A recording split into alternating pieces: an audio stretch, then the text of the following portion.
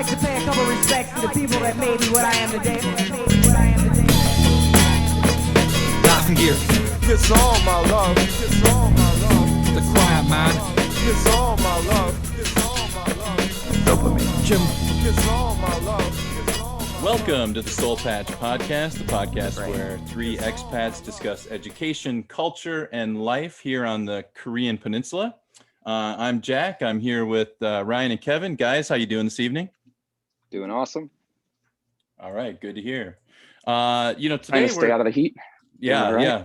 yeah. You're out of the picture and out of the heat, man. But you're still with us. So we this week we're going to talk about how basically we're going to talk about our own educational experiences here in Korea and how what we've noticed and how it's changed over the past 15 or 20 years. In my case, I've been here just a little bit longer than you guys have, but I think the dynamic pretty much is very similar.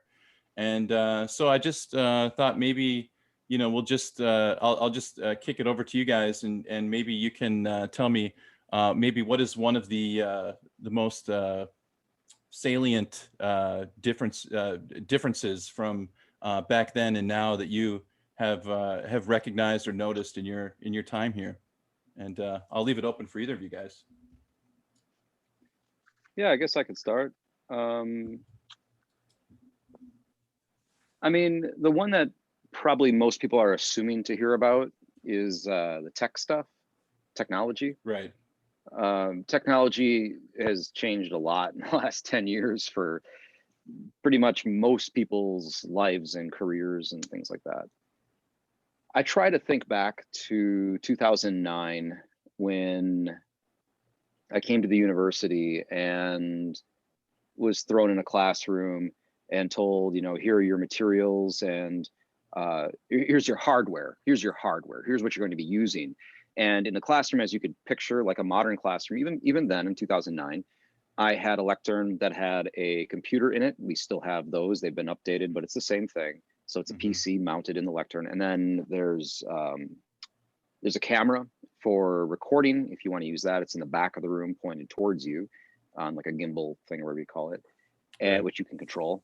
And then there's a projector screen, of course, with a projector mounted towards it. So you can control that via that system. Since then, I haven't had any further advances really in the classroom hardware. Like I don't have like some smart interface with my phone or anything really like that. But one of the things in technology that's really changed, that's, I would say, advantageous, that's really helped me, is you have to remember 2009, there's no smartphones. So yeah, everybody's rolling with a flip phone, right? If I remember correctly, the students. Yeah. You got a camera, you got text messaging, but it's not what it is now. It's not a computer. Yeah, and I had a policy regarding cell phones, like most teachers, I think, would in a small classroom. We're working with 20 students at the time, so it's a very intimate space. It didn't need to be a policy. Students understood it. When you're in class, you don't have your phone out. You wouldn't see a phone. The phones would be in their backpacks and bags, pockets, blah, blah, blah. Phone's gone. I evolved, it kind of happened naturally, to saying, okay, so this is after smartphones, so quickly thereafter, maybe like 2012, maybe around that era, 2011. Yes, you can have your phone on your desk, but please keep it face down and please put it on vibrate. So if you have a message, you can respond, but really quick, just make one message and then put it back. And that worked pretty well. To now in 2021 or 2019, the last time I saw a classroom. Right. It's been a little while. The policy evolved again to, on day one of any course, I tell my students, I say, okay, cell phone policy is this. You must always, always, always have your cell phone. And I want you to always, always, always have it on your desk, because we can use it for translation things, for image searches, which is great for understanding phrases or different concepts and things like that. So for me, that was one of the bigger evolutions of technology. I went from not really using, I don't even use the AV system, like the computer and the projector. I'm a old school guy. I use the marker. That's it. Yeah. I don't really show a lot of content. And then I do almost no PowerPoint as well, actually. Zero. I don't think I have a single PowerPoint. I know I don't have a single PowerPoint on my computer here. So I went to like the phone. The phone was the big evolution, and there's just so many more advantages to it. Students turning in homework. When I put students in groups, usually I can count on at least one person having AirDrop, and I have like Apple stuff.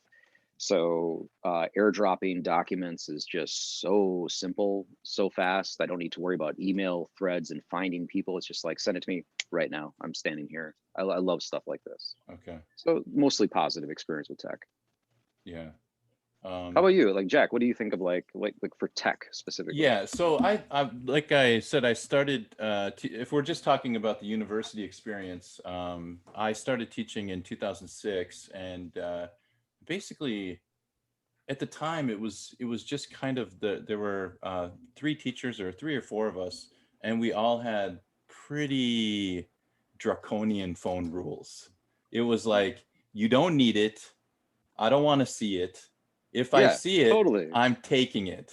Like, that's the level of insanity that I was working at that level. Because I've evolved a lot. I think just over the last, just when you teach for 15 or 16 years at the same school, you sand off a lot of those rough edges, just time. That's why I think the best teachers in high school were they were like 62 years old, and they were like, I know every single one of you. I've met you 100 times before. I know exactly what your deal is. Yeah, and I know that archetype. I know that archetype. I know yeah, that archetype. Exactly. I know. They can just they just have so much experience, and so I was fresh and green at the time, so I really took it personally if someone was text messaging while they're supposed to be listening to my lecture. And it was a lecture back then, like it was a bona fide lecture, and we can talk about that a little bit later. But I just found that it was like, trying to plug a dam with your finger, you know what I mean? It's just like, this is coming.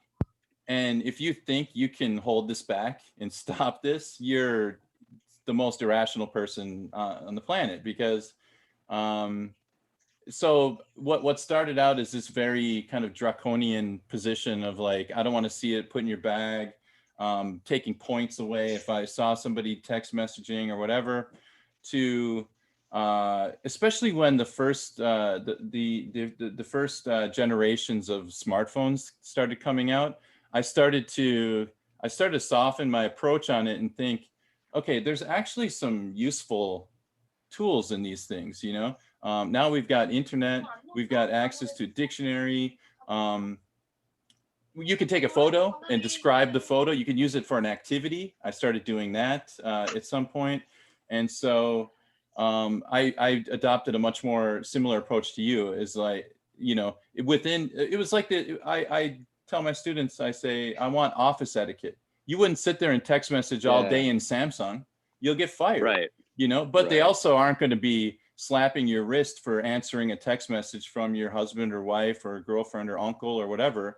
And so, and if you need to take a phone call, go outside, do it quickly, come back in. I mean, it's just office etiquette. That's my man. Like I had the exact same kind of evolution. I abbreviated my like story there, but it's pretty much the same. Like, well, it was, smartphones landed, it was like slap, they just hit.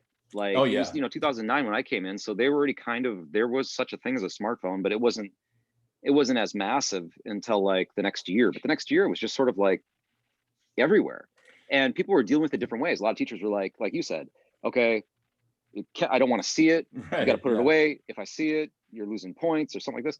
But then, on the other extreme, it's like, some professors is letting them do whatever, but it's the same as like having a kid with a laptop open during the middle of the class and they're on like World of Warcraft or something or whatever. Like, how do you draw that line? And I found it kind of similar to what you just described. It was like, all right, aside from this maybe being a tool for translation and stuff, that wasn't my first impulse. My first impulse was more like what you're saying, is that this is an integration in life.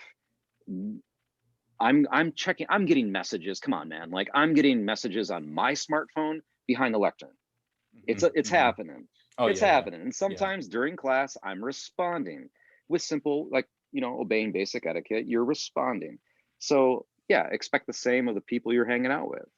So just, you know, they're 20-year-olds, put it at least, you know, so put them on the same page as you. You can evolve, or you can lose all your hair. Oh wait, I'm sorry, it's too late for me there. But yeah, you it's know, gone. but you get that. You can go insane if you know. When I Yeah. see people or hear about people that are still fighting this war, I'm like, it's like those Japanese soldiers from World War II, but it's like 1975, and they're on some island still defending the Japanese Empire, and you're like, dude, World War II ended about 30 years ago, Just and take it down. Take it yeah, down, just you lost, man. The smartphones won, teachers lost. Figure it out. You know, I mean, that's yeah, and, really and find their philosophy. utility. Do you guys know anyone who still has hardcore phone policies that are still like keep their phones out of the classroom? I'm suspicious of someone in particular that I think, Kevin, you and I both know. In particular, he probably does. I think he's been successful with it in his teaching style. So I think he tries to do a very direct, I don't know what you would call that. I can probably guess who you're talking about. Brute force. You know what I'm talking about.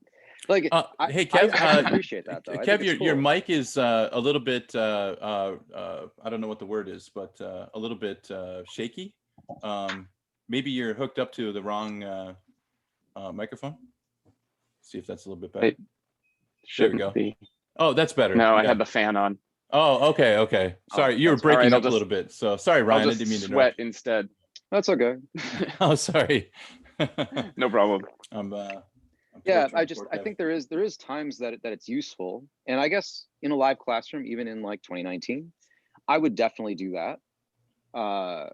Where I would, for example, many role play type activities for conversation building, I would tell students that you have to put away your phone. That happens probably every other week in a regular class, where I tell my students, all right, right now, because it'll break my activity.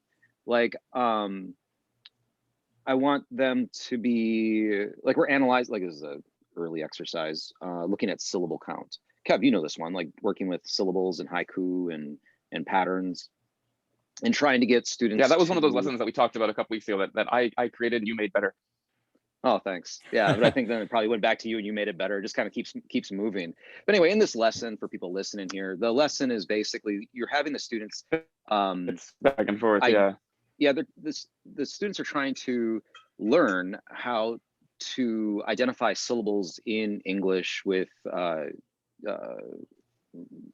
English Roman alphabet English characters, and as probably most listeners know, these rules are a little fast and loose. Okay, they're not so tight. And for a lot of Korean students that we have, they're coming from a world of Hangul, which is, as far as syllable count, is incredibly reliable and fascinatingly reliable. It's fantastic. So this is something that they struggle with, and it makes for a really fun exercise, a really fun way to engage the class, because they've all struggled with this, but it's a way to like isolate it, identify it, and have fun with it. So for this, I have the students like working with haiku poems. But if they can go on their cell phone and they can just Google or Naver how many syllables in this word, the activity's busted. So yeah, I would say same with trivia, really, you know, like yeah, a trivia totally, game. totally, I mean, totally. just what's the point? No, of course. Right. So yeah, I think it's fair to say that while I'm open to understanding somebody needing to fire back a text to someone, like, can you meet for lunch? No. Okay, that's cool. Flip it. You're done. It's like you said, office etiquette. Mm-hmm. Now, And what do you they're do with pseudo a semi-adults? They understand. what do you do with a student that just doesn't get it? You know, that's like, I'm going to sit in the corner. I'm gonna cacao for you know, the whole hour and 10 minutes. of this Flunk them class. to the basement. F Now, all how the do- way down. Do you address it at the? I mean, I know this is not about class control. I'm kind of changing the topic a little bit here, but I just because you brought it up, how do you deal with that? I'm just curious from your you guys your point of view. I won't call I out usually the student in front that of the usually other isn't an students issue during for the day. me. Okay. I usually just Yeah. like when if they're on their phone, I because I'm constantly walking around the classroom, and so I'll just walk around, and when they're doing it, if they don't notice me, I'll just take it from their hand and place it face down on their desk immediately. So I don't take it away from her or anything. I just take it from their hand, put it on their desk, and just keep walking around the classroom. Don't address it at all. It's just like, and they get the hint pretty quick. And if they keep going at it, but usually they don't at that point, maybe once or twice. And at that point, I might actually take it away just for a short bit, or I'd take it from their desk and put it on their friend's desk. Oh man, And just I keep don't- moving it I don't sligely touch- further away. I from don't them. touch any. But this is anybody's pretty stuff. rare. I know it's just yeah. I've got gosh. like fear of Yeah. lawsuits. Like I don't touch anybody's stuff. Like if I see somebody on their phone, I might hover over them if we're in like discussion, especially if it's a discussion. Come on, like you're supposed to be talking to somebody. Supposed to be working. It's a group project time. Yeah. Like so, I'll just go over to them and be like, "Are you for real?" If they defy that, like if they just look at me like, "Huh," then I stop the class, and I'm just like I just go full adult. I'm like, "Look, man, you're 20. What are you doing here? Are you just here for the requirement? Like, you know, most of our courses are required credit." I'm like, let's just acknowledge that. Hey, how many people here for required credit? Check it out, guys. Cool thing happening today. Today only. If you're just here for required credit, please leave. Mhm. And I usually get, you know, nobody's ever done it, but you get the right? Shock. It's enough just to put them in check. But typically the student won't defy. Usually it's like a Twitch thing. Like they're on their phone because it's just habit. Right. Yeah, And yeah. talking in a foreign language, if they're working on a conversation exercise, that's stressful. So they pick up their phone, it de-stresses them. Like it's their way to like, hey, I just got to check what are my notifications right now. Right. So I walk up to them, they'll put it back. But if I see it happening a lot and I have to walk up very often, or if I just see this person, I don't like to call it out in front of the class because it wrecks the rapport with the Yeah. gang. Like you're wrecking the party, man. You're gonna destroy other people's chance to keep the flow going, which is where the learning happens when they keep moving. Well, So I it's just like wait to the end of class and I stop in the other class. I'm like, hey, we Yeah. got to talk for a second. You got to have it. You got to have it. You got to fix it. And if you don't fix it next week, I'm gonna take off all your attendance credit. That's just the way Yeah. it is. I mean, that's the only leverage you have. You know, is the points in the book. You know, Yeah. It's like you're not gonna comply. I don't know. I'm not that I have this problem.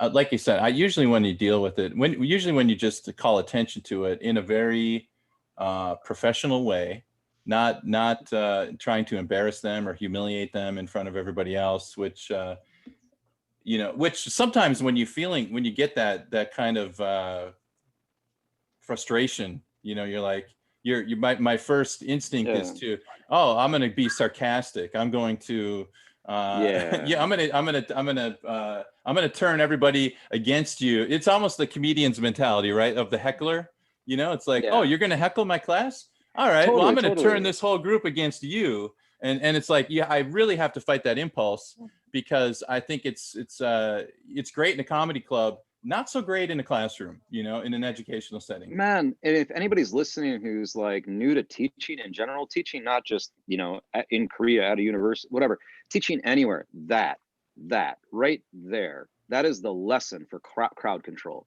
Get rid of that freaking impulse because it's going to defeat you. It feels good. It's visceral. It's going to make you feel good in that moment. You're going to be like, ha. Yeah, you know what you just did? You just derailed all of your opportunities for the next 50 minutes, maybe longer.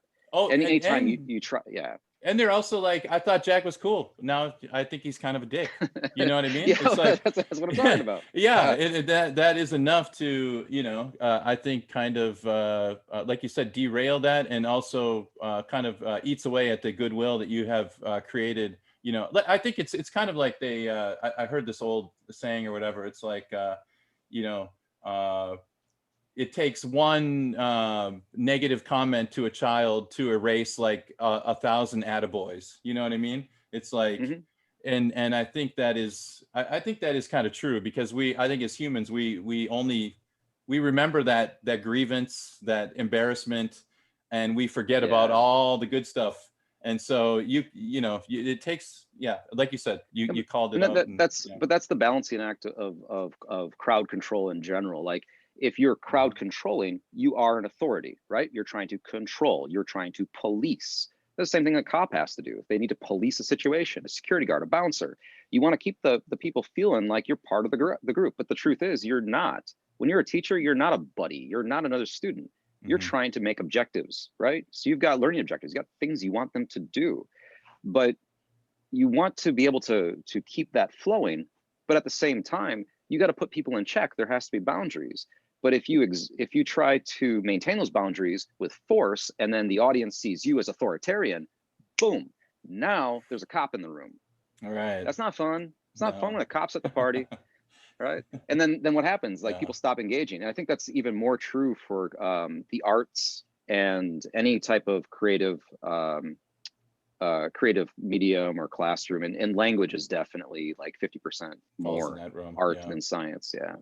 Well, and to tie this into like how we've changed, I think these are, these are little pieces of wisdom that we have picked up over the years. I'm sure that I don't know, maybe you got it early. I know that for me, it took, I come from the school of hard knocks, man. Like I had to go through all those different impulses and the, handling those situations poorly when I was a new teacher, to kind of figuring it out and understanding, you know what, hey man, it's like, if I treat you with respect, you'll treat me with respect. We don't need to do this game.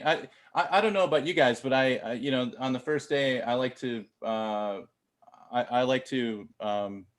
my students, call me Jack, you don't have to call me Mr. McBain or whatever. And I know some people have lots of success keeping things very formal, and that's fine too. I think there's a million different ways to teach. You know what I mean? Like, I think you got to find that your voice. I've always gone with first name in university. Like, that's something that I got from one of my high school teachers though, but also all of my university professors, I use first names for all of them. And so I do the same in my class. It's like, call me Kevin from day one. Yeah. But I remember that from one of my high school teachers, Mr. Dehe.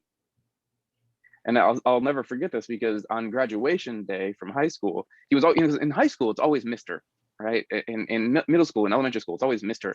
so-and-so, Miss so-and-so. And on graduation day, I was like, oh, Mr. Dehe, I'm done, blah, blah, blah. And he was like, call me Don. I was like, what? He's like, yeah, you're a real person now. And I kind of do the same thing. Once you're an adult, like, you're a real person. You can call me by my name. I don't need that authority name anymore. Yeah. And so, yeah, I like Mr. Dehe playing the long game. Ryan's right, we're not completely friends, but Mr. Dehe's like third grade. He's like, I can't wait for 2011 when I can say this line to. I'm just gonna dunk on these guys. It's like coming up. It's like, I waited 10 years for this. Call me Don, Yeah, like I get the point of trying to maintain the authority with some of those decorations, that superficial stuff like professor, blah, blah, blah. And I think there is some valid use of that. However, if you take both approaches, if you look for the average, the value, I just think there's way more value of trying to play to the level, respect the student, and just leave those labels behind, especially for freshmen, university freshmen, especially. They've just come from an authoritarian system. They've come from in a system where they're forced legally to be there, forced legally to take those classes. They don't understand, even if they take the time to think about it, they don't really understand that they are voluntarily there. They're a paying customer, right? I'm giving them a service. They're buying this. Yeah. Right. So I use that sometimes over the years, I've had a few students that have really tried to give me a hard time, and I've just taken them aside and I'm like, look, man, you're paying me. Why are you paying me? Why do you want to do this? If you just want the credit, like, I'll give you a C and you can just get out of my room because you're derailing my class. And I try to tell them, like, look, I don't mean that disrespectfully.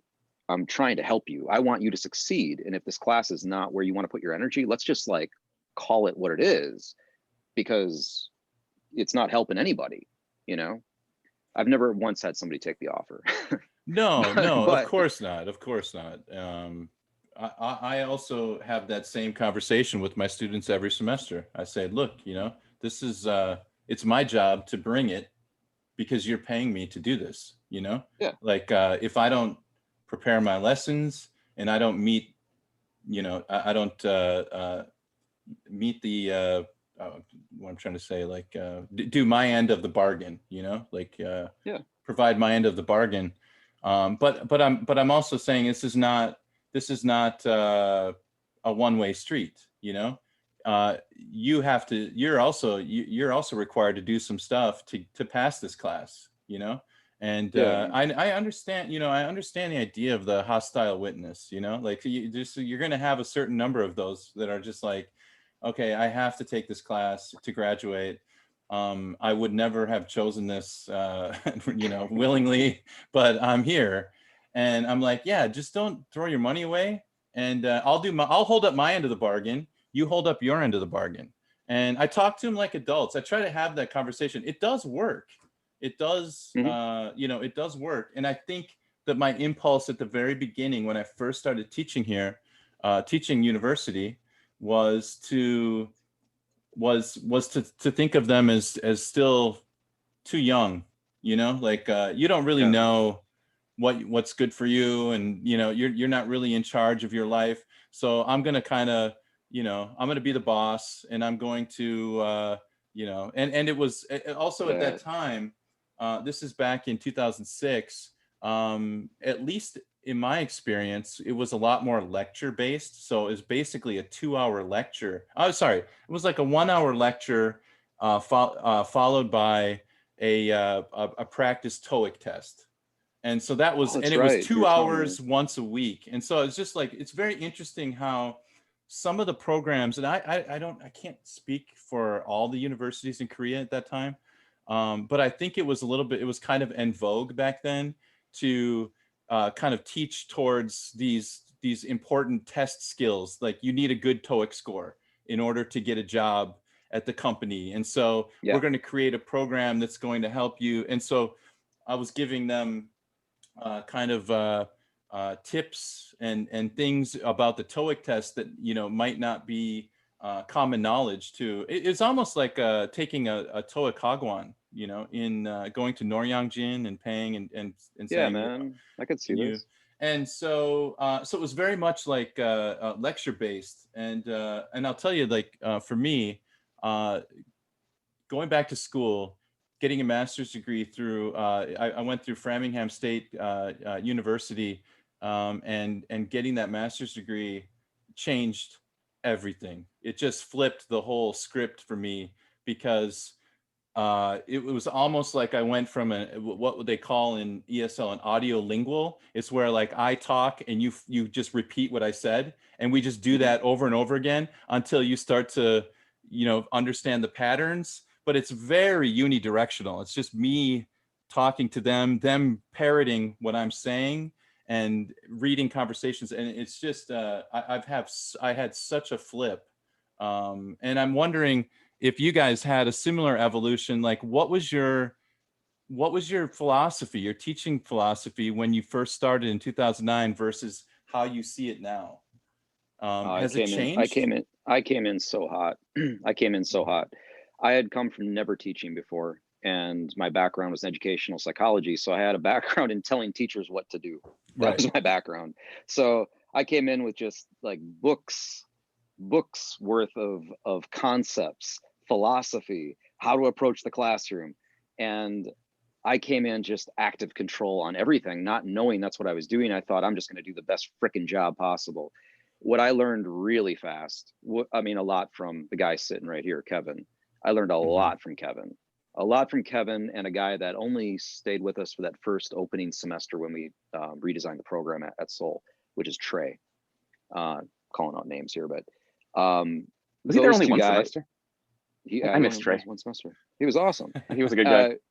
It was just hallway conversations with these two guys. So at this point in time, like Kevin and I didn't really know each other. We were just work acquaintances. But I was talking to them and just getting an idea of what they were doing. And I realized they had such a looser environment going on. They were letting students actually have conversations versus like, all right, we're going to work on this grammar construct here. We're going to do this. They were like, no, I mean, the way you learn language is by using it. I remember Trey said something in particular, and I know Kevin parroted this at some point, or maybe you said it first. But I remember Trey had said this. He was describing a lesson to me, and it sounded like the lesson was 30 minutes of instruction for 15 minutes of actual action, and then a review for 30 minutes. And I'm like, man, 30 minutes of instruction? Like, I didn't laugh. I'm making the wrong expression here, but it's like, for real? And he understood, and his response was, anytime the student is struggling to comprehend, that's a comprehension exercise, even if it's just the instructions you're giving them. Think about that. Like, that's a real thing. If they're trying to understand what you're trying to tell them to do, that's a type of comprehension exercise. And it gives you an opportunity to talk to them, to dialogue with them. When they don't understand, go engage, make them understand. That's a real life experience with communication. And yeah, that wasn't like that moment, but seeing these other teaching styles and how you can play and have better outcomes. You can have a more productive room. You can engage better if you just take away some of those structures that come from academic papers and you just go into a room with a really simple objective. Everyone today will speak on their own. You know, without massive prompt, they're going to create language. They're going to create it. They're going to produce it. That's all I got. That's all I got to do. And lo and behold, I just started having fun at my job. I fell in love with it. It became easier. And the students became happier. I mean, my reception went up. I mean, I'm not going to brag about crap like that, but I became well received by students. I really believe if I hadn't made that that change, if I hadn't had that kind of epiphany or that shift, I wouldn't be in the same position I am right now, at least not with my job satisfaction. Well, that's funny that you had a couple of, I don't want to say mentors, but a couple of like, a couple of guys that you respect, you know, Kevin and Trey, who kind of set you. I also had a similar experience with a guy that I taught with named John. I won't throw last names in there, but you guys know John. And we had also a really good guy. Yeah, very good guy. I'm sure some of his, he was an idea guy. Like, I mean, he had activities coming out of the wazoo. I mean, just like one after the other. That was one of the, they're great. Talking to him and working with him was another fundamental change in my teaching that went along, kind of coincided with also doing my master's degree at the same time. And so, but Kevin, I want to give you an opportunity to, did you have like a mentor or somebody that like, did you figure this out on your own? Did you, is there somebody that you respect that you're kind of like, I don't want to say imitate, but in a way we do kind of imitate our heroes until we figure out our own, find our voice, right? Right. Yeah, I think this is like, as I'm thinking about because I came into this teaching with a lot more teaching experience, and it was like, so I was never the authoritarian figure. Like I never have really done more in the 15 years that I've been teaching or something. But I think now that I'm thinking about it, that came from first, when I started teaching at my university, when I was doing my master's, I was the same age as the students, right? So I didn't really feel that I was above them at all. So it felt really weird to be the authoritarian figure. And then my first uni job here in Korea, all of the students in my class were older than me, and many of them had been teaching longer than I'd been alive in some cases. And so again, even though I was the teacher in the class, I didn't feel that I was I was really running uphill. It was a tough game. So then once I got to Chungang, I'd already had the authority beat out of me, I guess. And I was just trying to relate with them a lot more. And I guess I've kind of kept that. And then, yeah, I mean, that's the great thing that Ryan was basically saying, having everyone in the office to just bullshit with about everything. I've gotten so many cool activities and changed my activities and ways to do tests or ways to do anything from everyone in the office. That it's weird. I almost can't even, I can't point to one thing that has changed, because it's just been a constant evolution of my teaching style since the beginning to now. Every semester I learn something new, and I'm like, oh, let me tweak that just a little bit here and just a little bit there and just a little bit there, and just every semester there's something different. Although I do think as I'm getting older, I'm getting a little bit locked in my ways a little bit more and more, and I miss getting, once we get back to the classroom, and hopefully I'll reopen up again once I have more access to people. But yeah, it's been a slow, constant evolution.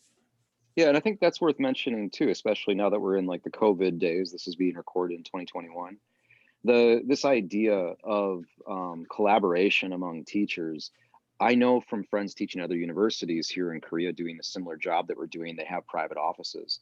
And while it would be nice to have my own office where I could lock the door and take a snooze, one thing that is fantastic advantage, I think, not just for lesson creation and collaboration, but also just general energy. I love having a mutual office where I can walk in, and I mean, Kevin is my caffeine. When I walk in, if I get to see, for real, if I see Kevin, or I'm not, again, we're gonna keep names out of this, I guess, but there's other teachers, I walk in, I can just be like, sup, boom. And it's 8:30 a.m. and I'm starting to get fired up about X, Y, and Z. Things are happening. My brain is turned on. What are you doing? How are you doing this thing? Or even things that aren't like topical to the lesson, just topical about life. You have, I mean, I can't help but think that, and I mean, I'm happy this is not the case, but I can't help but think that if we could have right now during COVID, the requirement that all of the professors go to the office, but still teach online, like we're required to keep office hours. We could all be there together like once a week for a little like kind of powwow thing. And then we'd still make our online lessons or whatever for this COVID crap. I really think we would have a much better outcome for our online structure. I've talked to many of the people on our staff and no one's doing the same thing. I mean, even the three of us, we've got such different classrooms going on, which is great. I love having, you know, individual content and teacher creativity, but I don't feel like this is teacher creativity. I think this is like teacher panic. Like, I don't know what I'm doing. He doesn't know what he's doing. You know, we're just kind of making it up as we go, and students getting really radical different experiences. Well, so, yeah. Oh, I'm sorry. I didn't mean to cut you I'm off there. with you there 100%. I miss I miss the group, the having people to talk to, just to figure out exactly, like at the beginning of this, I remember trying to start email threads with our group and being like, so what's everybody planning on doing this semester? Like, I've got this idea, and it just didn't work, unfortunately. No. And it would have been so nice to, I mean, you and I talked, and there's a couple of other people that I chat with a bit, but not that many. And it was really just like, all right, we're on our own here for this online time, and everyone's come up with their own systems, and it would be nice to have that feedback from each other so that we could improve. Like, oh, you're doing that sounds cool. And there have been a couple of things that I've gotten from Ryan specifically, because he and I talk the most, but most of it is just like, I'm just gonna try these things and see what hits the wall, as opposed to what have you done, what worked, what didn't, and how can I learn from you. So yeah, that community is clutch, and I can't wait to have it back. In my early teaching days at the university, at university level, I also thought, you know, okay, I need to find out what the other teachers are doing. We need to coordinate our lectures, basically do the same thing. I've kind of, I understand that you need some standardization, right? It can't just be like you can't just say like, you're going to do a group project the whole semester. We're not going to use the book at all. We're going to use half of the book, and then this other teacher, we're going to use the whole book. I understand how that's a little bit that's a bridge too far. But there are a couple of concepts that kind of blew my mind as I was going deeper into like second language acquisition theory and stuff like that. And one of them was the old concept of the zone of proximal development. Have you ever heard that before? ZPD. ZPD is like This kind of goes back to what you were talking about when you were mentioning Trey. He's saying giving instructions, and basically ZPD is that if you draw a circle, the zone of proximal development is just right outside of your circle of understanding. And that's Oh the yeah. sweet Okay, I spot, understand. right? Okay. There's another guy named Stephen Krashen who calls it, he's got a term called I+1, and I meaning, I consider them the same thing, I+1. So you're always building, like if you were teaching me Korean and you just jumped from here, I'm making a circle with my fingers, and this is a podcast, it's terrible. Sorry. What I'm saying is just like outside of this circle is an area where you can actually learn. That's the learning area. And if you go way far outside of that circle, it's incomprehensible. And yeah, you just disengage and you're done. Exactly. And one of the biggest themes of that I remember from my program was comprehensible input. That is the key. It doesn't really matter. So I get kind of like pissed off when I hear about like business English. I was like, is there really such a thing as business English? I mean, other than like the word, vocabulary like email and, like synergy, it's like these books are nonsense. You know what I mean? It's kind of bullshit. It's just like, no, if you could speak English, you could speak business English, because that's no. I'm gonna derail you here because I got a great example of Okay. When I was in Busan checking out the public schools, I got plugged into a pilot program they were doing at one of the wealthiest neighborhoods and public school there, and they wanted to teach each of the subjects in English on rotation. So like it was like, I don't remember what it was. It was like every month they would change which class the kids would get in English. Yeah. Right. So they're supposed to get different vocabulary. I went to this classroom and they were trying to teach. It was all geometry. It was like sixth grade geometry, and the students are trying to learn the words like polytetrahedron and parallel line, like totally useful, right? Well, I use it for in just about every other sentence, when I'm talking. Yeah, so, for a sixth grader, he's gonna walk out the door and get an ice cream and look for the polytetrahedrons on the way. Anyway, right. Sorry, it just rang a bell. No, but I mean, it's almost absurd, It's like, would you like to go to a hockey game? Oh, I'm sorry, I've never learned hockey English. I only know basketball English. So if you get tickets to a Lakers game, let me know. I mean, get some flashcards for that quick. Yeah, I mean, I just find it almost it's more of a marketing thing for publishers than it has any sort of grounding in reality. And you got to watch for that. That's a lot of how the sales and the textbooks. We could have a whole episode on that. Absolutely. And so I've actually kind of lightened up as far as like some teachers doing something different and others teachers doing something different. I can almost rationalize it and say, as long as it's comprehensible input, as long as you're meeting these, as long as what the students are receiving is something that is going to push them just at the bounds of what their current ability is, and push them just a little bit further. And then it goes farther into, there's a couple of other, educational psychologists that I respect. And one of them was, his name is Jerome Bruner, and he talks about scaffolding. And a scaffolding curriculum, a spiral curriculum, is where you come back on a familiar concept, and then you introduce a new concept, and then you come back to and that is there's lots of metaphors for it. They call it scaffolding. They call it a spiral curriculum. It's all the same idea of just pushing that boundary a little bit further. And as long as you're doing that, I don't actually think the content matters that much. Whether it's about the woman that swam from Cuba to the south part of Florida. I think that's in one of your books. I'm not sure, one of the textbooks. I forgot her name, but she's famous. Or you're talking about the Apollo 13, space trip or whatever. There's lots of opportunities to just learn English as long as what the students are receiving is comprehensible. And so I became almost a very bohemian for a while, whereas I was like, it doesn't matter, man, as long as it's, comprehensible input. And that was my Grateful Dead, I wore tie-dye during that year. I've come around, I've come back around to a more traditional approach of teaching, but I did go through that stage where I was like, it doesn't even matter, what book we use and whatever.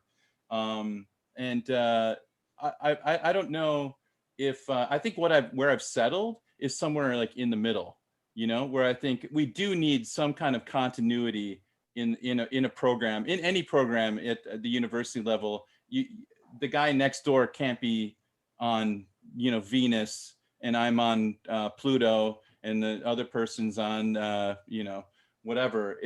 You do need some continuity, but I think you also need that flexibility to where it doesn't necessarily matter what the content is. It's more about whether it's comprehensible input for the students, or whether you're teaching way over their head or you're boring them. And I think it really all comes down to a flow state, right? Because what's a flow state? A flow state is where you're pushed just above your, just right outside of your comfort level. And it's catch not that too wave. bored. You catch that wave and you just cruise. Yes. And that's what I think, like a good teacher is always trying to recognize and trying to build a curriculum that is going to access that flow state. And I know it's not the easiest thing to do when you have 30 students in a classroom, because exactly. It's a class size issue. Yeah, exactly. It's a class size issue. If you're one-to-one, you have the opportunity to work with that student, and if you have enough time, and if you're asking the right questions and you're looking in the right directions, you can find where that zone is, like you're talking about, that second ring on the circle. I had a really cool experience with this when I was an undergraduate. I took a course called The Philosophy of Mind as an elective. And this elective, I think there was like 6 or 7 students. It was really tiny. And the professor would sit down at us with a long table in their office. And the requirement was like every week we had readings, and then we'd sit down and we'd talk about them. And the way it would work was the professor would sit down and just ask a question about, we'd read like 3 chapters from some book that he assigned. And he would ask for a summary. And he'd start pulling questions. You could watch. I mean, it was obvious what he was doing to everybody. It was obvious to everybody what he was doing. Is that when someone wasn't responding, wasn't understanding, to ask them, just like, do you understand this concept? And it was such a small space. Everybody feels pretty safe with the group, and you feel like, yeah, I don't know what the hell this is about. Yeah. And he wouldn't explain it. He would just turn to the student that explained it best so far. He'd be like, hey, you make him understand this. See what you can do. And he let him go for 5 minutes. Like, that was pretty good. You try again. Now you tell me, what did you just learn from these guys? It was a great design. And it was that concept. It was like just keeping everybody on that wave. You had a small enough group, you could keep them all surfing together. But if you got 30 kids, it's next level. But the other the benefit though is the how homogenous our classroom situations are. So many of our students come from the same experience and kind of walk in with a very similar baseline level, especially based on their major. And so it's actually, of course, it hasn't been perfect every time, but, kind of being cognizant of that idea of just like, okay, let's see if we can find that flow state. What activities are going to promote that? And it kind of brings me to the second thing, which is what you guys, I remember reading about the communicative. John and I, that was our, my friend John, a teacher who I used to work with, our huge thing was all about communicative learning. Just, I think there was, I forget what the name of it is called, like collaborative, there's some like CBL or I forgot what the acronym is. And there's kind of it's a tripod, right? There's 3 legs of the stool or whatever. And the first one is your activity should be interpersonal.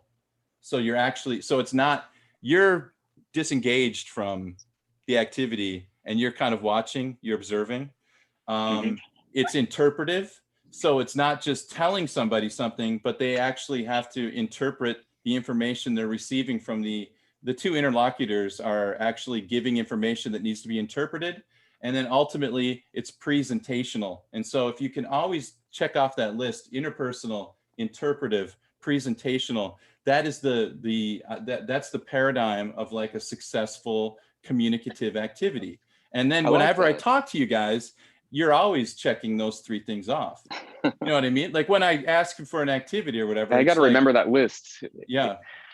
Well, I'll tell you, I'll put it in the show notes, or you can download the podcast. Nice. I'll tell you again, it's interpersonal, just for our listeners, they might be interested. Yeah, Interpretive, please. presentational. Yeah, interpersonal, interpretive, and presentational. And if you can design an activity, a communicative activity that is always hitting those three things, you're going a long way to helping your students actually make utterances in the target language and actually communicate. And you're not just giving them a script or a dialogue to memorize. It's not behavioral. It's actually internalizing that second language and parameterizing the rules of it and using it in a creative way and making utterances that are comprehensible. And sometimes they're not comprehensible. And so then you get to identify a problem, say, oh, we need to work on pronunciation. We need to work on grammar because I know what you're trying to say, but you probably want to say it like this. And so it's just a much easier way to diagnose, I don't want to say problems. I like to say errors, because an error is something that you make the mistake you make every time.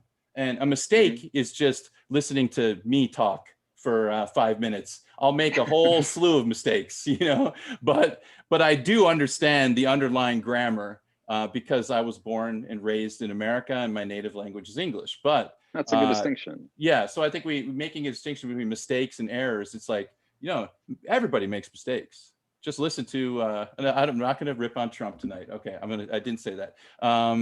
But there are other. Bush, go back to Bush. Bush has got his his old slew of weird comments. But so sorry. I know I'm all over the place tonight. No, I think tonight's conversation, we began talking about the things that had changed. That was kind of our theme, was the things that have evolved over the last 10 years. And I think that or 12 years or more. But I think it's kind of fun that our conversation digressed into the topic about teaching strategies.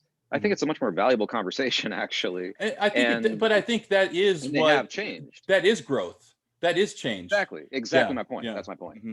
Yeah, and I wanted to kind of tie back to that, looking at some of the things that, not just what I've learned that have made me a better teacher and made my classroom more effective, but also looking at how the world has changed and how it's affected my experience as a teacher in the other direction. Mm-hmm. And one of the things that I've noticed, at least at Soul Campus, is that student ability level has in general increased. Now, I still have students that I would say are on par with the lowest skill level students that I had in 2009. I still have those students, but they're at a lesser degree. And I have more students that are a higher level. So the disparity has actually risen in my classrooms. I have a wider gap in most situations. Yeah. But I found ways, again, it's forced me to be creative. And I found ways to work with that dynamic that are actually beneficial, specifically for the, at our school, we have, not always, but we have specific sections for our basic communications course that are for international students. So students who are not Korean. It's not exclusive. There's international students in the regular courses, but this one's specifically designed for it. And it begins with a lower level textbook. I don't know exactly why it assumes a lower level, because in that room, I can have a rainbow of skill levels to begin with. It's hard to square that circle. Yeah. Exactly. And in addition to having a very broad skill level in those international classrooms, I also get students from around the world. So their background, their learning experience in general, not just of language, but their education experience is radically different. You could have a student that comes from Brazil, a student from France, and a student from China, and a student from, they're all coming from radical different backgrounds. So it challenged me to come up with some better ideas of how to work with one of those classrooms. And one of my favorite things I've managed to design, I think, oh man, when did we start having those classes, the specifically international sections? Those started like 5 years ago, right? Is that 6 years ago, 7 years ago? Yeah. It's somewhere around there. Has it been that long? It's been a few years. Yeah, they're evening courses. So I remember picking those up around like maybe 2013 is early, maybe not, maybe 2015. I don't know, my memory sucks. Anyway, the point is I developed a simple technique for those courses. They meet once a week instead of twice, so they're a long class. They're 2 hours and 50 minutes about. So what I would do is I would go through my lecture, through an activity, get everybody working, and I'm just watching every day. You're looking for the student that's disengaged. Now, instead of panicking about them, which I normally would, and be like, okay, how do I bring this class down? Because I can't downshift. If I downshift, I'm leaving everybody else at the top. Right now they're bored off their asses. Now they're not producing anything. They're not getting ahead. So you just carry forward with the lesson that you have. And at the end of the lesson, you give them an activity that's a really simple completion activity. Like, okay, I need you to write, 10 sentences regarding this topic that we covered today on this theme, something that's usually grammar based. And when you finish it, give it to me, come up to the class, come up to the lectern here, come check it with me. I'll check you out and you can split. What happens? You get the students that are the extreme high level, they're out of the room. Now I do this with like 15 to 20 minutes left to burn on the clock, which is awesome because with 20 minutes, those kids, they're high level, they've already gotten an experience for the day, they're out. And so with the last like 10 minutes left, I've just got 2 or 3 students left. They're all the low level. They're still working on just writing a single sentence. They feel a little weird, they're left over, but they get the rhythm after you do this a couple of times each week, or each week you're doing this, they pick up what's happening. And I just sit down with them, I pull up a chair and it's like, all right, what are we doing?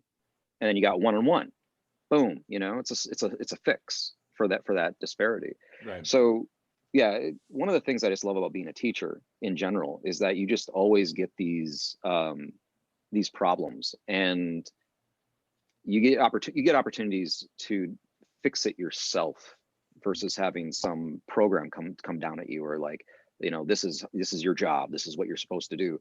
It's like, just make it up, man. Just go for it. And you can often find ways around. I mean, the funny thing is the interesting, as you were talking about that, I was like thinking I've had the opposite too, where you have a kind of baseline and then somebody comes in and like, hey, what's up, man? I lived in, I grew up in New York and I spent some time in LA. So how's it going? And I'm like, boy, are you in the wrong class, my son, my friend. But so what do you do? I have those situations too. What I do is I deputize that student. I say, you're my deputy, man. I'm the sheriff, but you're a deputy. I don't have a little star, but I should get one that I can just kind of pin on his, shirt. Because I said, this is a great opportunity for you to he's actually in some ways could do things that I can't because I can't speak Korean. And that's another podcast that we'll talk about later. I've been here the longest and I speak Korean the worst of the 3 of us and probably many, many more. But you kind of have to you have to get creative, right? So you kind of deputize this guy and it's like, okay, it's not going to serve you to just sit here and go through all of these activities and these things that I had planned, because this is way far out of your your zone of proximal development. Your ZPD circle is Empire State Building versus the 2-story house or whatever. And so it's not going to benefit him to just go through with emotions and just get A+ on everything. And so what I say to that student is you're going to help some other students that are weaker. And if you do that for me, I'm going to reward you in the end, because you're providing a very, very good service. It's almost like there are 2 teachers, or a teacher and a teacher's assistant. And sometimes they're up to the task. Sometimes they're not interested. Sometimes they just want the easy grade or whatever. And so they don't buy the book because they're like, why am I buying the book? I already know every word in this book, And it's like, all right, there has to be a certain level of compliance, to go along with my idea. But I have done that before, and to a lot of success. In the same situation, one of my first experiences of that was in the first couple of years that I was teaching. I had a student that was just blowing out the class. It was obvious on the first day. And I talked to another one of our coworkers and the professor, and he told me, hey, look, man, it's really easy. I've been doing this before. Here's a test. You give them this test. If they can pass it, it was like some official language test. I don't remember which one he was using. He's like, you use that, keep that in your record book. It proves that they're able to do X, Y, and Z. You give them an A, get them out of your classroom. All right. So he had done this before and he recommended it. And it seemed like a rational thing to do. This person is fluent in the language. They're speaking like they're from LA. They are from LA. They just flew in. Right. Like they don't speak Korean. They only speak English. Yeah. So what are they doing here? So I approached the student with that solution. And the student didn't, I wouldn't say get upset, but the student disagreed. She was like, no, I'm not leaving. These are all my friends. I'm a freshman. It's my first semester. And this is the social class. This is the class where I get to talk. She's like, I don't want to go. I'm having fun. Why are you kicking me out? What's going on here? I was like, oh, I was told I'm doing you a favor. You know, she's like, no, I want to be here. And I said, okay, what can we do to give you an experience then? If you want to be here, I don't want you going through the exercise. I'm like, look at this book. I held up the textbook. I said, you know, look at this. You can't really benefit from this. She's like, I know, but I still want to hang out. And I said, okay, well, how can we make this a valuable thing for you? And what I think is cool about the subject that we teach specifically is that the ability for development is very clear and broad. What I mean by that is that at the very basic level, you're teaching phonics, okay? So you can start down here, okay? And after phonics, then you've got your grammar, you've got bigger constructs. It goes all the way up to public speaking, confidence building, interpersonal skills. That's what communication is. I mean, communication, I don't know why I'm telling you, Kevin should tell us because that's his major. Yeah, it takes us all the way through. So a student might be fluent in the English language or any language, but communication skills, that never stops. I mean, ultimately we can work on confidence. And it's like, oh, you're not benefiting from this. You know what? You're now the classroom assistant. I'm going to have you do a little mini lecture here. Instead of me explaining these concepts, why don't we have you try this and explain to the class, look, we're just doing this because everybody knows this student doesn't belong here, right? We're all having a laugh. Yeah, we're all having a laugh at this. So why don't we have her get up and explain? I'll just take her desk and, you know, so I do, and I pick up her pencil and I pretend that I'm studying. They'll get a little laugh out of it. But then she does the lecture. It's a chance for her to be on stage. It's a chance for her to feel nervous. It's a chance for her to break that ice, you know, build rapport with her classmates. That's what she wanted. And that's the experience she wanted. That A that she's going to get, you know? Precisely. And, precisely. So you just look after everybody's experience and try to have a good time. Yeah. Kev, do you have that experience with a student like that? That was just, you know? Oh, for sure. Yeah, I've had those. I do similar. I deputize them as well. I had one student I'll never forget. A couple years ago, she was from Singapore, and her English was fluent enough to where she actually, like, sometimes I remember this. I give the class my phone number, and this class she had my phone number. One time she called and I picked it up and was like, hello. I was like, there was no one at the phone. And then I texted her, I was like, what's happening? She's like, oh, sorry, I butt dialed you. She like knew the word for butt dial. I was like, okay, yeah, you are straight up fluent in this class. And so I did the same thing. It's just like, you're the co-teacher. Like anyone who has a question, just ask her, and that'll earn the grade. Like just participate, be here, be present in the class, and you can still earn a grade as opposed to sitting in the back and being bored the entire time. And if they're cool about it, you can have, it's almost one of those transcendent experiences, you know? That might be a good, I don't know where we are at time here. Are we, did we hit the hour already? Yeah, and then some. And then some? Oh, I don't really, over, probably. Yeah, I'm all good if you go a little bit longer, but maybe you guys could speak of, have you ever had one of those classes that was just like one of those transcendent experiences where, I don't know, like Mars was in retrograde or whatever, you know, the planets lined up and it was just like, it was just an awesome experience all the way through. And I mean, I'm sure we've all had that, but I'm just wondering if you guys, you know, could speak on that. I had a student. That's every one of my classes.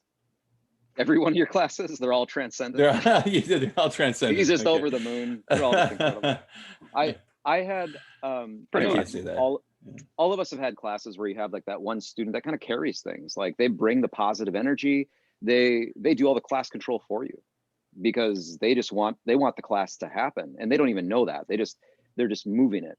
I had one student like this, and she was exceptional. I later came to learn that her GPA was like a 4.2. I mean, she was just an exceptional student in general. Right. Super, super motivated, had never been out of the country, but she had like just perfect pronunciation. Like she was just dedicated to learning the English language and communication. She wanted to be a teacher, English language major. And so, yeah, she not only carried that class so much, she kind of took it over in a way, and she didn't even know it. She had no idea. But did she have like a lot of charisma? I mean, was she just a very charismatic person as well? Do you think? You would think on meeting her that she was very shy. It was like this Okay. passive charisma. Mm-hmm. She was carrying the class, and she was an authority in the room and had no idea. It was like this. Yeah. And I just really enjoyed this student. Later, she came to I do like English clinic, which is our tutoring session we have at our university. So it's one-on-one counseling with students they can sign up for just to basically practice conversation, like work on their resumes or whatever. She just started coming to that routinely because, again, she's like a super enthusiastic student. She ended up having an opportunity to study abroad, and she had a few opportunities. I still remember this. I don't know what the 3 universities were. One was in Minnesota, like rural Minnesota. Did I tell you about this student already? I met a student that went to the same university as me. I went to a university for 1 year. She lived, I think she was in the same dormitory as me, but I think I know it might be the same student. I think it's the same person. Okay. So she had the opportunity of going there to freezing Minnesota, rural countryside, freezing Minnesota, or like Hawaii or New York City. And she chose Minnesota. When I asked her about it, she's like, well, you're from Wisconsin. I thought it'd be cool to be near like where, I'm like, oh my God, why did you not go to Hawaii? Why did you not go to New York? Are you insane? I didn't say this. Yeah. I was too flattered, and it's her choice. But that was kind of the reasoning I remember her telling me. Was it had something to do with the fact that was my background. Cool, whatever. So she went there. Well, I have a huge family. I've got like tons of cousins, and I have a big family, and farm families. So I just put out a general email to my family, and I'm like, yo, I've got this student that's there in the general region. If anybody's around, maybe, she doesn't know anybody. Well, of course, how family can be sometimes. They just adopted her. So she ended up coming out. She met my parents. She Wow. She's in like family photos for Thanksgiving and Christmas and stuff, hanging out with my nieces and nephews. That's so that was fantastic. probably like the nexus of my teaching experience, was to have a student so involved with my classroom that they just took over my room and then like took over my life. Like they ended up coming into my family photos. Like yeah. That's that is one of those transcendent experiences, because that'll never happen again. Well, the funny thing is like, here's what I want. What I try to explain to my students at the beginning of the semester. I'm like, if you just surrender to the groove, this is going to be great. All you have to do, just don't push back. Don't fight me. Don't, trust me. I've prepared these activities. There's a methodology behind these. And if you just, say, I'm going to try, it doesn't mean you have to perform at a certain level, or that anyone's, I'm not going to judge you. If you, make a grammar mistake or whatever. And I just find that like those classes that just go like, okay, I'm going to put my anxieties aside, and I'm just going to try my best and do the activities you prepared for me, because I'm going to put my trust in you as a teacher to, and those classes are always just, oh man, they're fantastic. You look forward to, to going and teaching those students. And it's like a group of very, I don't know what the word I'm trying to think of is, just very, not willing, the opposite of that, just like you get a lot of pushback or a lot of apathy or whatever. Yeah. And those situations are kind of enervating for the teacher, right? It just kind of drains your energy, and you're just like, now I'm just Totally. It's like jogging uphill, and then you have those transcendent classes where everyone's just kind of on board, even if it doesn't matter if they're low, middle, high level. It's very much about attitude that I find is really so important. And you just can't, and you just never know how the group dynamic is going to play out, you know? And it, Yeah. Do you remember teaching strange CIEP, doing the camps? yes, I do remember that. That's Yeah, a that was summer program. that was a right? big aha for me too. Yeah, so we Mhm. at our university we teach a camp that's not for credit.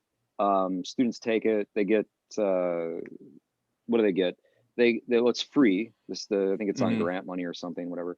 But they get to take originally it was like they take an OPIC test before and after, so they get a free OPIC test. They get to see their improvement, or whatever. And the idea at the camp was just to do anything, to play with language, doing a lot of public speeches. They made movies, so they have to write a script, they have to act, they record it, and we had all these things we're doing.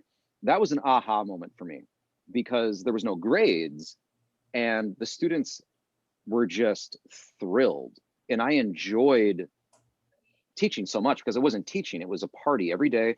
I was using my own money to buy like coffee and donuts and stuff because it was Yeah. just a way to keep the energy flowing. Yeah. The students were doing the same thing. People were just stoked. Yeah, students would show up late sometimes because, well, it's a non-credit course. Get the kid shows up, he's hungover because it's a Wednesday and it's vacation. Okay, whatever. But you don't judge them for it. You don't have to. It's just like, hey, they get back in the groove. They get back in the lane because it's what you got to do.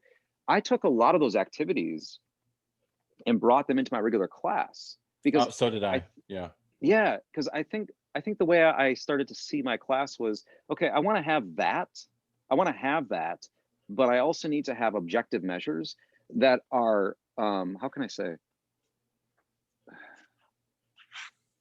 Well, productive, objective yeah. measures, not just objective measures that give a grade that are like about nothing. mhm. It needs to be relative objective measures, but having that party go on, you bring that together and you have a rockin' class, and you have Yeah. so much fun, you have so much productivity, so much engagement. Yeah, and I still haven't perfected it, but that's what I think. It's what I'm still trying to hone. But I think that is really goes to the crux of today's episode, is that it's if you think you're just going to walk in there on day one and kind of figure it out and find your Yeah. teaching voice, and it really is the difference between the theory of swimming and actual swimming. You can talk about it, you can study it, you can read all about swimming, but until you get in the water and you start paddling around, you're not going to really understand what it is, and it takes years, to kind of develop your own teaching style.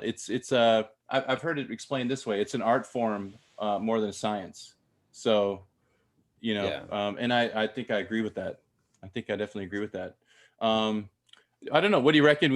Should we wrap this one up for today? I don't know if we successfully covered the topic or not, but either way, it was a very interesting conversation. So I think our listeners it has out been. there- Yeah, I had a blast, man. I didn't realize how much I enjoy talking about methodology and classroom with you guys. Like that, this Yeah. is our conversation, Jack. I mean, come on, me, you, Oh. and Kevin. This is why we're friends. We talk about Absolutely.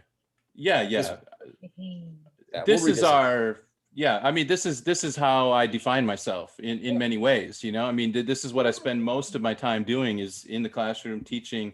And if you take it seriously, I think everyone that takes it seriously thinks about these issues. And so hopefully I'm hope that some of our listeners are kind of new to teaching in Korea, and we all started in that very awkward space where we all started with tic-tac-toe on the whiteboard, and trust me, if I can do it, anybody can do it. You just need it just takes time. It takes a little bit of effort and a lot of experience, and you're going to grow and you're going to figure it out. And everybody's got a different voice, and it's very it's such an stay interesting- humble and have Yeah. fun, and try not to get upset when you don't understand what's going on. I Absolutely. think that's the big thing. I see teachers over the years, they get frustrated because things aren't going exactly the way they want it. They're trying too hard to police, and be willing to just admit that you don't know what the hell you're doing. At least that's what worked for me. Yeah, no, I totally agree. And I guess we'll leave it there. No, sorry about that, guys. Forgot to Blowing up. mute my phone. Well, that's it for tonight. Don't forget to hit the subscribe button on YouTube. Hit the like button on the videos too. If you're listening to the podcast, you can find us on all the major platforms: iTunes, Stitcher, Amazon Music, etc. If you really want to help us out, leave a review in Apple Podcasts. Shoot us an email at thesoulpatch@gmail.com. And if you have anything to add to the discussion, please, send us an email. I promised I'll read it out loud. I'm still waiting for it. Go ahead and send it. Do your best, and take care. We'll catch you at the patch next week, everyone. Thank you and good night. Good night. Night. I like to pay a couple respects to the people that made me what I am today. Laughing Gear. It's all my love. It's all my love. The Quiet Man. It's all my love. It's all my love. Dopamine. Jim. It's all my love. It's all my love. It's all my love. The brain. It's all my love. It's all my love. Hey, Bobby. My love. Let the bass go.